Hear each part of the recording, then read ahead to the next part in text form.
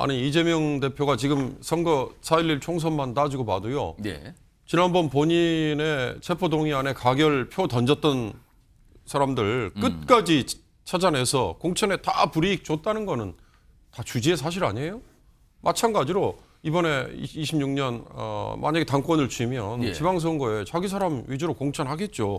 김두관 후보는 대표되면 그렇게 안 할 거예요? 여론조사가 두 가지가 나옵니다. 예. 하나는 당원들을 상대로 한 여론조사 또는 민주당 지지층을 상대로 한 여론조사. 지지층 여기서는 조사. 상당히 차이가 나죠.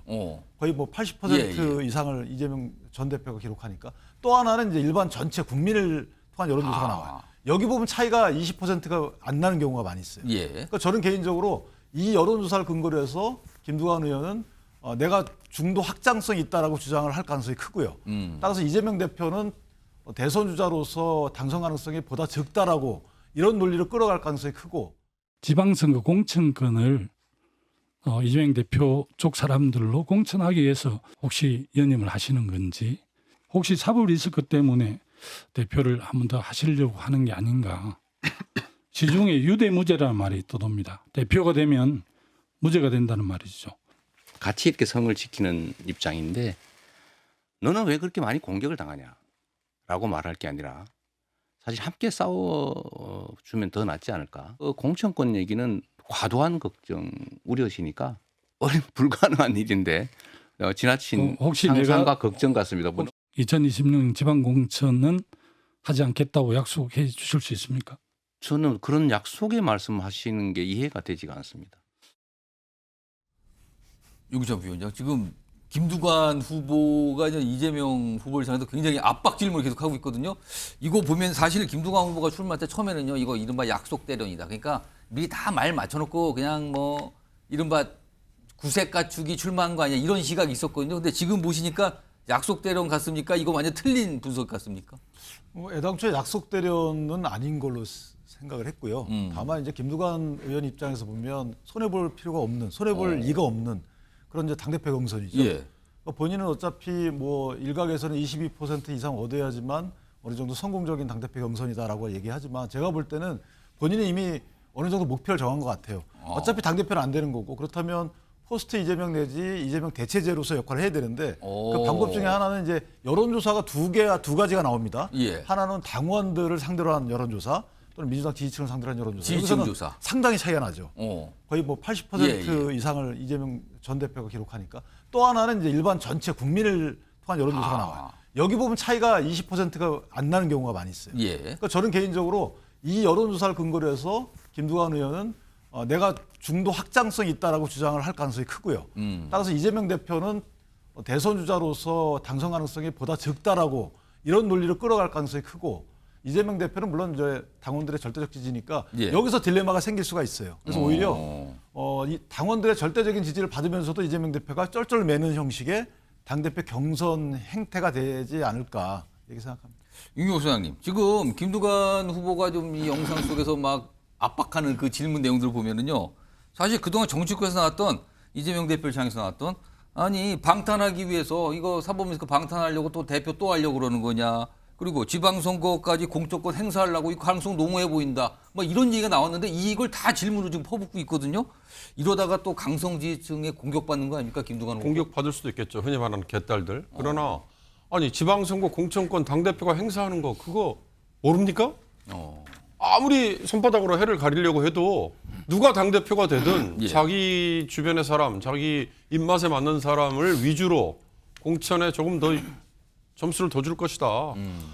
아니 이재명 대표가 지금 선거 4.11 총선만 따지고 봐도요. 네. 지난번 본인의 체포동의안에 가결표 던졌던 사람들 끝까지 찾아내서 공천에 다 불이익 줬다는 거는 다 주지의 사실 아니에요? 마찬가지로 이번에 26년 만약에 당권을 쥐면 예. 지방선거에 자기 사람 위주로 공천하겠죠. 김두관 후보는 대표되면 그렇게 안 할 거예요? 그거는 뭐 어떻게 보면 그냥 뻔한 얘기를 하는 거고, 다만 야당 대표가 되면 사법 리스크에 어쩌고 저쩌고 이 얘기는 예. 그건 자칫 잘못하면 사법부를 모욕하는 얘기가 될 수도 있죠. 그러나 정황상 아니 야당 대표라는 신분을 유지하고 있으면 뭐 재판부도 의식을 안 할 수는 없겠죠. 그러니까 현실과 이상 물론 따로 놉니다. 그러나 현실을 완전히 도외시하고 이상에만 가득 찬 얘기를 하면 그건 정치가 아니죠.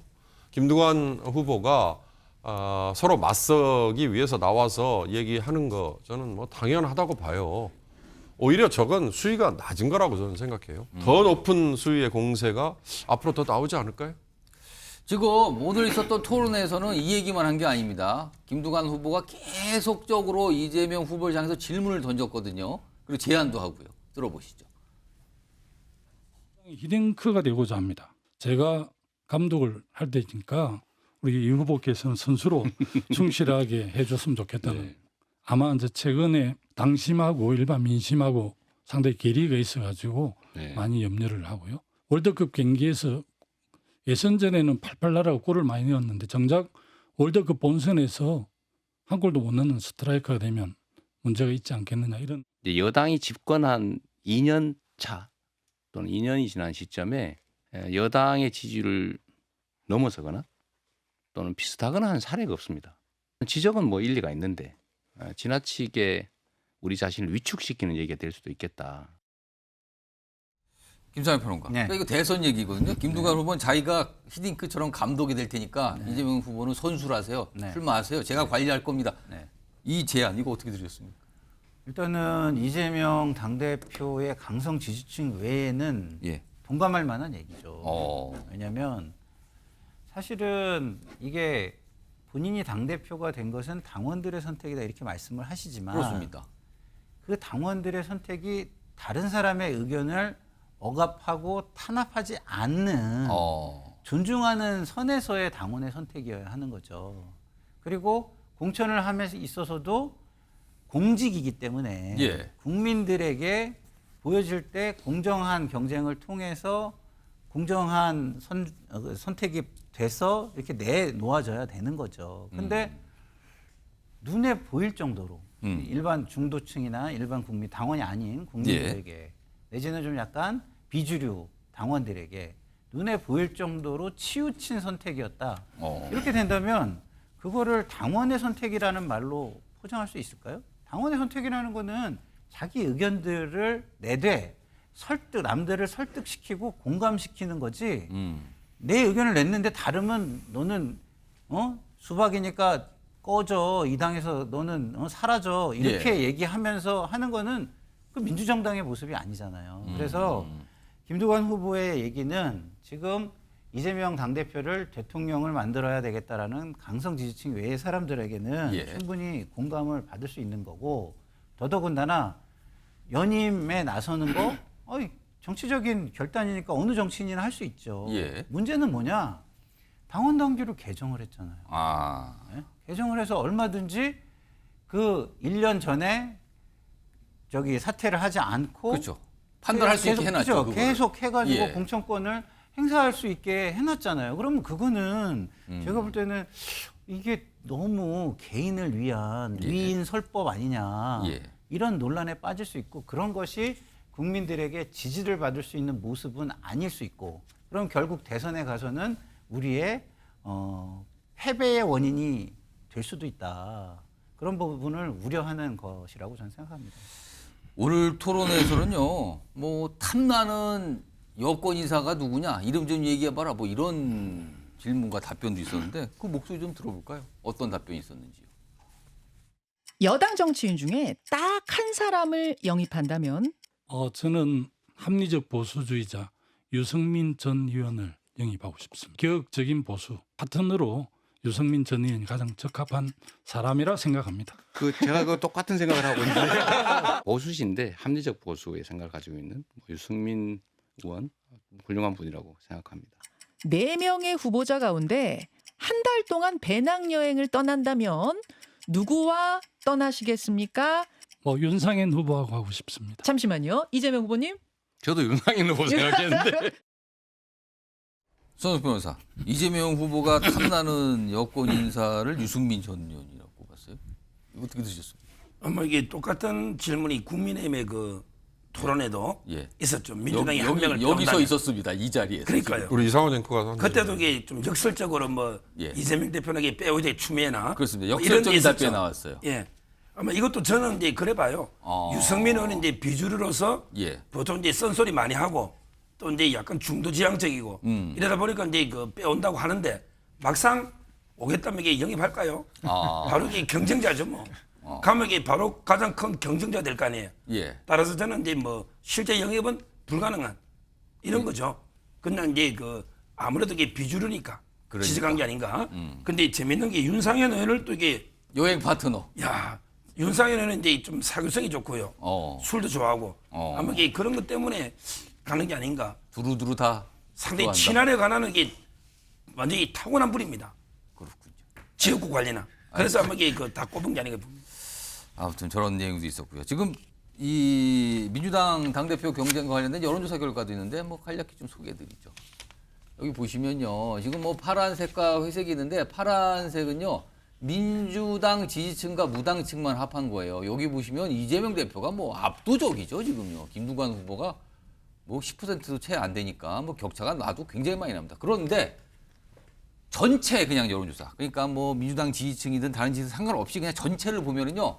이재명 대표가 40.7, 김두관 후보, 이재명 후보가 42.7, 김두관 후보가 24.1. 많이 달라져요. 요거 제가 김상일 평론가께서 네. 할게요. 이 격차, 이 차이의 모습 무슨 의미입니까 이거는? 저 의미는 지지층이 되게 공고하지만 예. 비호감 또한 상당히 크다라는 음. 것이죠. 왜냐하면 김두관 후보가 사실은 일반 여론조사를 해보면 그렇게 지지율이 높게 나오는 후보가 아니잖아요. 그런데 이재명 후보하고 비견해가지고 내놓으니까 예. 이재명 후보는 안 됩니다라는 식으로 이제 투표를 하는 거죠. 왜냐하면 김두관 후보를 지지하지 않으면 모른다, 기권이다 예. 이렇게 할 수도 있잖아요. 근데 굳이 김두관 후보를 왜 선택을 하겠어요? 그건 뭐냐? 아 이재명 후보는 안 돼라는 비호감의 표현일 수 있다라고 저는 생각을 해요. 아무튼 저 여론조사 결과도 계속 나오고 있어요. 근데 비슷비슷한 모습으로 지금 계속 결과가 나오고 있습니다.